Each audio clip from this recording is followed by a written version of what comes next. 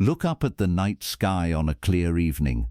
Find a faint smudge of light in the constellation Andromeda. It does not look like much, a pale blur, barely visible to the naked eye, easy to miss if you do not know where to look. That smudge is the Andromeda Galaxy. 1 trillion stars, 2.5 million light-years away, and it is moving toward us at roughly 110 kilometers per second. Every single second. 110 kilometers closer. While you read this sentence, it moved another 1,000 kilometers in our direction. It has been doing this for billions of years, and it will keep doing it. For decades, astronomers told us the same story. Andromeda is coming, the collision is inevitable. In 4 billion years, 2 galaxies become one.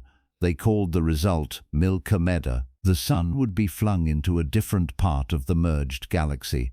There was a 12% chance our solar system would be ejected from the galaxy entirely.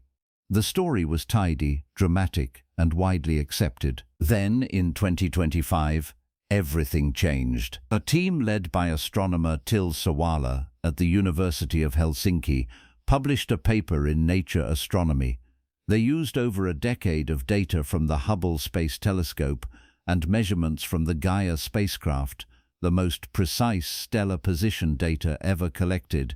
They ran 100,000 simulations. They accounted for 22 different variables, including the gravitational pull of smaller companion galaxies that previous studies had largely ignored. The result was not what anyone expected. The probability of a direct collision between the Milky Way and Andromeda within the next 10 billion years is approximately 50%. Not certain, not inevitable, a coin flip. In roughly half the simulations, the two galaxies pass each other at close range, move outward, and eventually come back together in the far future. In the other half, they collide more directly. The fate of our galaxy is genuinely uncertain in a way that it simply was not considered to be just a few years ago. But here is what almost nobody is talking about. Whether or not the collision happens, Andromeda is already affecting us. Right now, today, Andromeda is close enough and massive enough that its gravity is already interacting with the Milky Way. Not in ways you would notice from day to day, or year to year, or even century to century. But on the timescales that govern the evolution of galaxies, the influence is real, ongoing, and measurable. The halos of both galaxies are already overlapping. The halo is the vast spherical cloud of dark matter and diffuse stars that surrounds each galactic disk. It is invisible. It cannot be photographed directly, but it is there, and the halos of the Milky Way and Andromeda, at a distance of 2.5 million light-years, are already touching, already mingling, already exchanging material through gravitational threads that no telescope will ever image. This is not a future event. It is happening now, and it matters, because the halo is the scaffolding of the galaxy. The dark matter halo determines how the disk forms, how gas falls inward to fuel star formation, how the spiral arms maintain their structure. When another massive galaxy's halo overlaps with yours, the gravitational environment of your galaxy begins to change. Subtle distortions accumulate. The outer edges of the disk respond first, developing waves and warps that propagate inward over billions of years. The Milky Way's disk is already warped. It curves upward on one side and downward on the other, like a vinyl record left in the sun.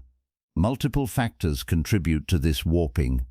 The gravitational influence of Andromeda is among them. Andromeda is already bending our galaxy at a distance of 2.5 million light-years, without physically touching us.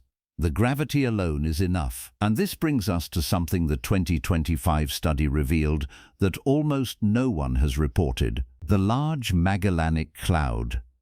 A small galaxy currently orbiting the Milky Way, currently on its closest approach in its orbit, currently being consumed by our galaxy's gravity. It sounds like a minor player in this story. It is not. The LMC's orbit runs roughly perpendicular to the plane defined by the Milky Way and Andromeda's orbital path. Its gravity pulls the Milky Way slightly sideways, off the direct path toward Andromeda.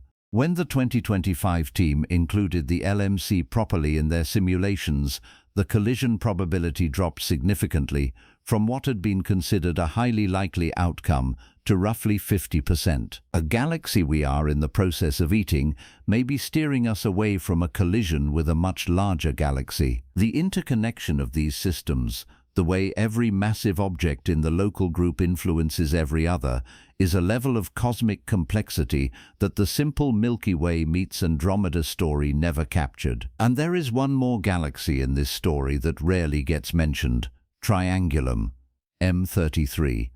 The third largest galaxy in the local group, located about 2.7 million light-years from Earth. It is Andromeda's large satellite galaxy, orbiting it at a distance of several 100,000 light-years. When Andromeda approaches the Milky Way, Triangulum comes with it, and according to the 2025 simulations, Triangulum's gravity actually pulls the Milky Way slightly toward Andromeda, increasing the collision probability. A smaller galaxy caught between two giants, its fate entirely dependent on what the larger players do. In many simulations, Triangulum eventually merges with Milky. In others, it is flung outward into intergalactic space. Its future is as uncertain as everything else in this system. Now, the collision itself, if it happens. But before the collision, something else will happen first. Something no human eye will ever see, but that the physics tells us is unavoidable. Andromeda will become visible. Right now it is that faint smudge, barely detectable, but it is already physically larger in the sky than the full moon. The reason it looks so small and faint is not that it is tiny, it is because its surface brightness is too low for the human eye to gather easily. Its light is spread across a vast area, too thin to see clearly.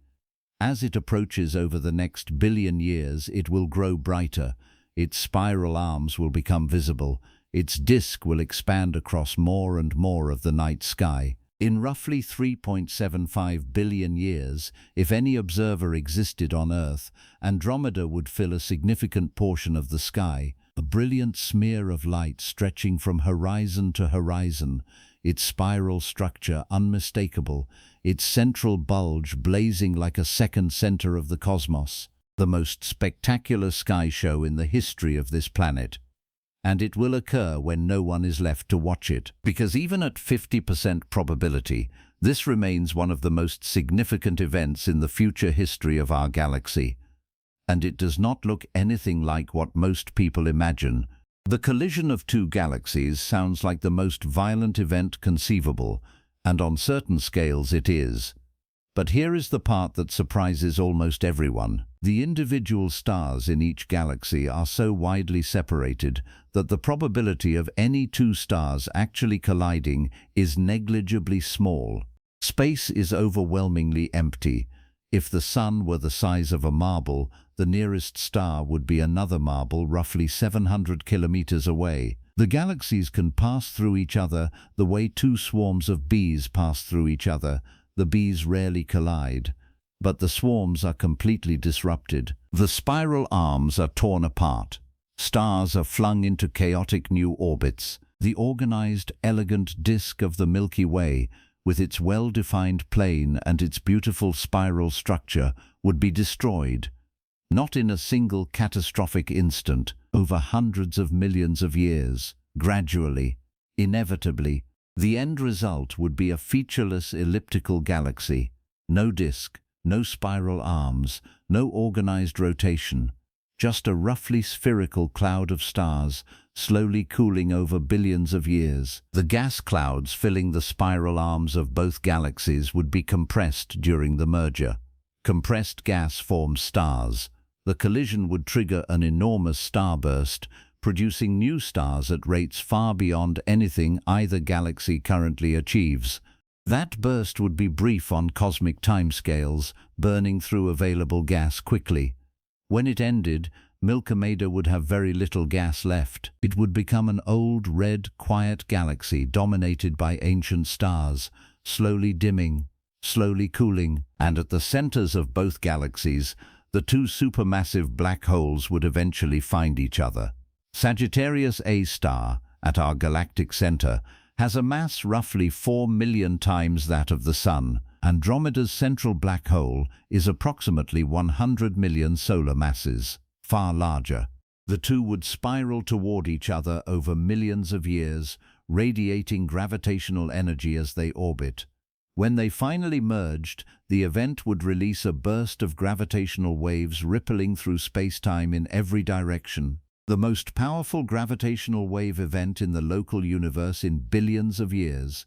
If any civilization existed anywhere in the local group at that moment, with instruments sensitive enough, they would detect it. But that future is 4 billion years away. And by the time it arrives, Earth will already be gone.